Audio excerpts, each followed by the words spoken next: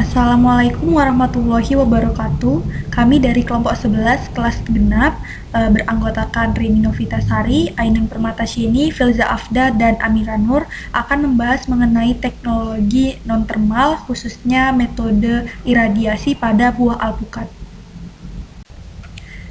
Di sini kami akan membahas mengenai mengapa teknologi pengolahan itu diperlukan khususnya pada buah, kemudian tentang teknologi iradiasi, mengenai alpukat dan karakteristik sensoris alpukat yang diberi perlakuan iradiasi.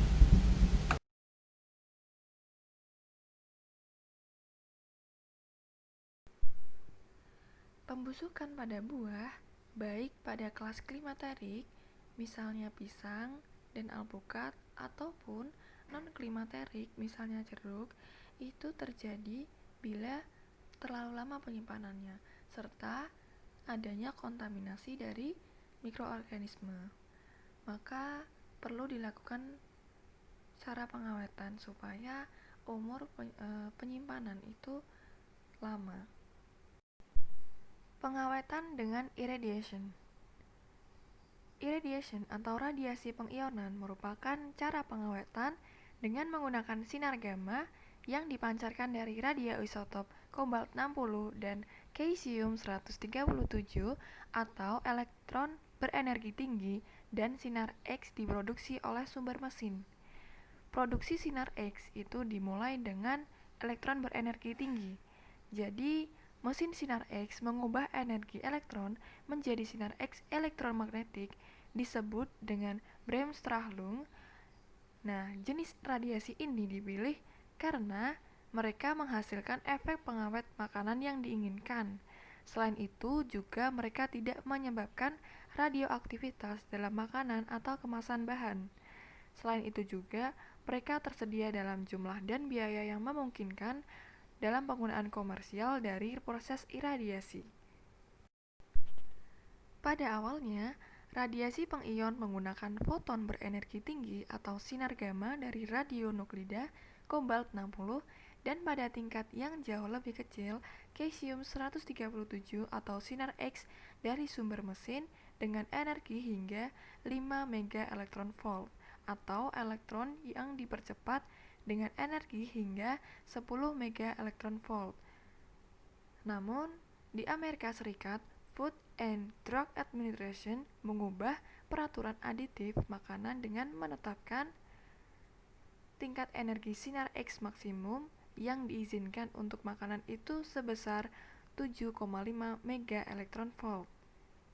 Syarat sinar X yang dihasilkan dari sumber mesin itu menggunakan tantalum atau emas sebagai bahan target.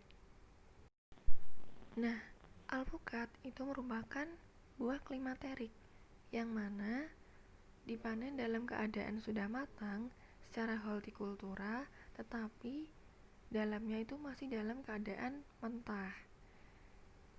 Nah, buah klimaterik ini akan mengalami pemasakan setelah dipanen dalam beberapa waktu. Setelah dipanen, akan terjadi respirasi dan produksi gas etilen yang akan mempercepat proses pematangan. Sehingga buah alpukat ini juga mudah mengalami pembusukan, terlebih bila penyimpanannya terlalu lama dan perlu diekspor ke tempat-tempat yang lumayan jauh. Begitu. Nah, maka dari itu perlu dilakukan upaya pengawetan buah alpukat secara radiasi pengionan atau irradiation dengan tujuan untuk memperpanjang umur penyimpanan pasca panen dan memperlambat laju pematangan serta penuaan buah alpukat. Karena dalam irradiation itu DNA sel hidup akan dirusak sehingga sel hidup itu menjadi tidak aktif, sehingga pembusukan dapat dicegah.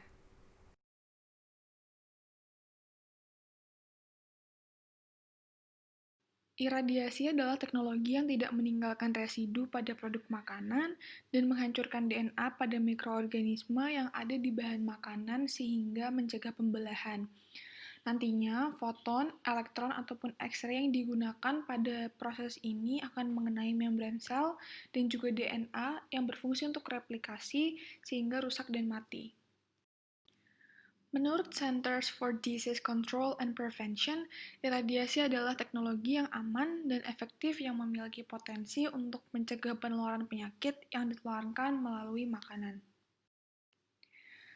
Teknologi radiasi umumnya menggunakan 3 jenis sinar, yaitu sinar gamma, berkas elektron, dan juga sinar X. Teknologi sinar gamma menggunakan radiasi yang dilepaskan dalam bentuk radioaktif kobalt 60 ataupun cesium 137 untuk menghasilkan foton berenergi tinggi yang disebut sinar gamma. Sinar ini bisa menembus hingga ke kedalaman beberapa meter. Pada proses ini, makanan diletakkan di satu tempat dengan dinding berbahan beton untuk menghindari sinar keluar dan juga makanan terpapar sinar dalam jangka waktu tertentu. Yang kedua adalah berkas elektron. Berkas elektron adalah aliran elektron yang berenergi tinggi yang dilontarkan dari senapan elektron. Elektron bisa menembus makanan hingga kedalaman 3 cm. Tetapi jika kita menggunakan 2 sinar yang diarahkan berlawanan, bisa memproses makanan yang memiliki ketebalan yang lebih tebal.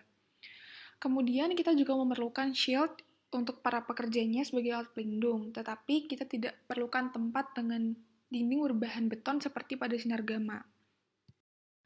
Yang ketiga adalah sinar X. Sinar X merupakan teknologi yang paling baru di antara ketiga sinar yang digunakan. Sinar X yang digunakan juga lebih kuat dibandingkan yang ada pada mesin pada rumah sakit maupun klinik gigi. Pada prosesnya, berkas elektron diarahkan ke plat tipis yang memiliki bahan emas maupun logam sehingga menghasilkan aliran sinar X yang keluar dari sisi lain. Sinar X dapat menembus makanan yang kental dan membutuhkan pelindung yang kuat untuk keamanan.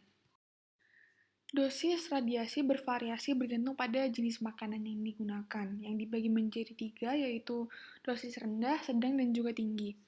Dosis rendah atau kurang dari 2 kg digunakan untuk menunda pertumbuhan tunas pada sayuran dan juga penuaan buah. Sedangkan dosis medium atau sedang, yaitu sekitar 1-10 kg, digunakan untuk mengurangi tingkat patogen dalam makanan yang prosesnya itu mirip dengan pasteurisasi. Dan juga dosis tinggi atau lebih dari 10 kg yang digunakan untuk mensterilkan produk. Nah, dosis ini juga ditetapkan batas-batas amannya oleh beberapa organisasi seperti Environmental Protection Agency yang menurutnya batas amannya adalah kurang dari 10 kg untuk kebanyakan makanan. Sedangkan menurut FDA, menetapkan batas dosis secara spesifik sesuai dengan jenis makanan, seperti 1 kg untuk buah, 3 kg untuk unggas, dan juga 30 kg untuk rempah dan bumbu. Awalnya kebanyakan konsumen maupun kebanyakan orang merasa bahwa makanan yang dihasilkan dari proses iradiasi ini tidak aman atau dipertanyakan keamanannya karena dikhawatirkan radiasi pengion dapat menyebabkan perubahan kimiawi. Oleh karena itu, Komite Ahli Gabungan dari International Atomic Energy Agency, World Health Organization, dan juga Food and Agricultural Organization meninjau, mengevaluasi, dan juga menyatakan bahwa proses ini aman untuk makanan. Mereka menyatakan bahwa proses iradiasi makanan tidak menimbulkan bahaya toksikologi, mikrobiologis, dan juga nutrisi, selain dampak negatif yang ditimbulkan oleh teknik pemrosesan makanan konvensional. Pemrosesan makanan menggunakan proses iradiasi ini juga memberikan banyak keuntungan. Yang pertama, itu dapat membunuh bakteri seperti E. coli, Salmonella, dan juga Campylobacter yang menyebabkan infeksi. Proses iradiasi juga dapat membunuh toksoplasma pada daging mentah. Toksoplasma sendiri adalah organisme yang menyebabkan infeksi pada mata. Selain itu, radiasi juga dapat membunuh bakteri seperti Shigella dan Salmonella yang terdapat pada produk segar dan membuat bahan makanan kering seperti bumbu dan serealia sehingga memiliki umur simpan yang lebih lama.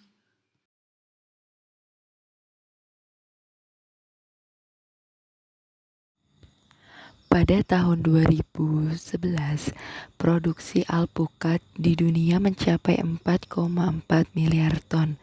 Kenaikan produksi alpukat ini mencapai 20% dari tahun 2007 hingga 2011.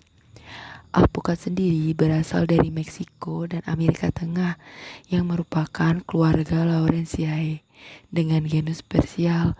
Genus spesial ini dibagi menjadi 2 subgenre, salah satunya Persea. Kemudian Persea ini dibagi menjadi 3 varietas yang biasanya kita kenal dengan Alpukat Mexican species, West Indian species, dan Guatemalan species.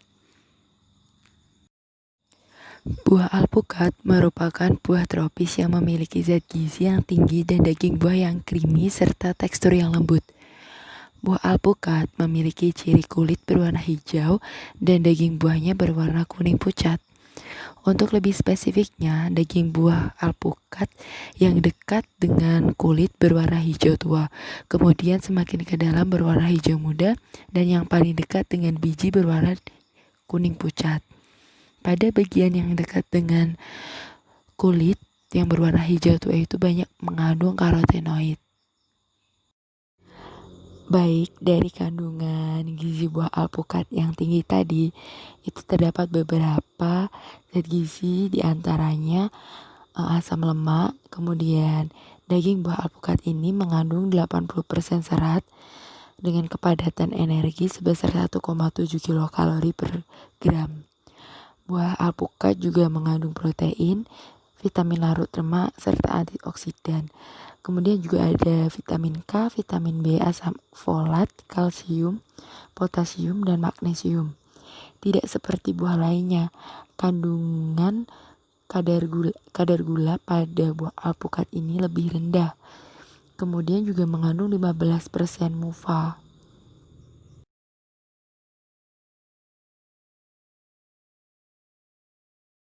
Proses iradiasi tidak selalu menimbulkan dampak yang menguntungkan maupun baik bagi buah alpukat.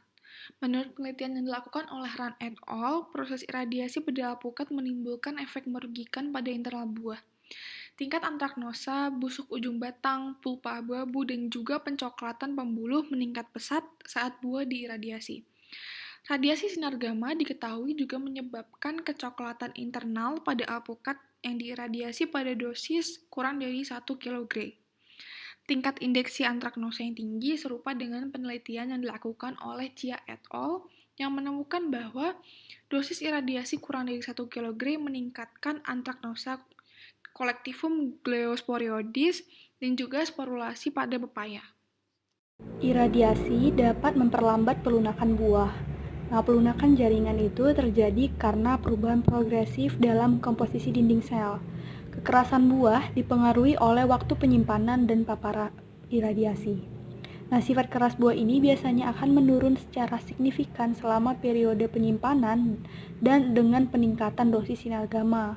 Di samping itu, tekstur buah yang keras dapat dikaitkan dengan peningkatan kadar poliamina. Peneliti mengamati bahwa poliamina menekan pelunakan dinding sel dan aktivitas poligalakturonase. Induksi dari pengurangan aktivitas poligalakturonase ini berkontribusi pada penundaan pematangan buah. Enzim ini berperan dalam menentukan integritas jaringan dan tekstur buah selama penuaan. Kemudian terdapat sebuah penelitian yang menunjukkan bahwa perlakuan iradiasi dapat mengurangi aktivitas selulase selama periode penyimpanan. Selanjutnya ada aroma. Senyawa volatil dari buah-buahan terdiri dari ester, alkohol, aldehida, keton, lakton, terpenoid, dan apokarotenoid. Senyawa volatil yang terkandung di dalam buah akan selalu berubah ketika buah ini masih dalam kondisi segar. Kemudian untuk buah alpukat, selain dari volatil sendiri, aroma dan rasa dipengaruhi oleh faktor lain seperti susunan genetik, kondisi lingkungan selama penanaman, pematangan, dan penanganan alpukat pasca panen. Salah satu penanganan pasca panen buah alpukat ini menggunakan teknik iradiasi. Kualitas aroma dari bahan pangan seperti buah dan sayur ini akan meningkat setelah dikenakan proses iradiasi. Hal tersebut dikarenakan terjadinya penguraian ikatan glikosidik dan perubahan struktur glikogen. Namun tinggi rendahnya dosis iradiasi juga berpengaruh terhadap kualitas aroma dari buah.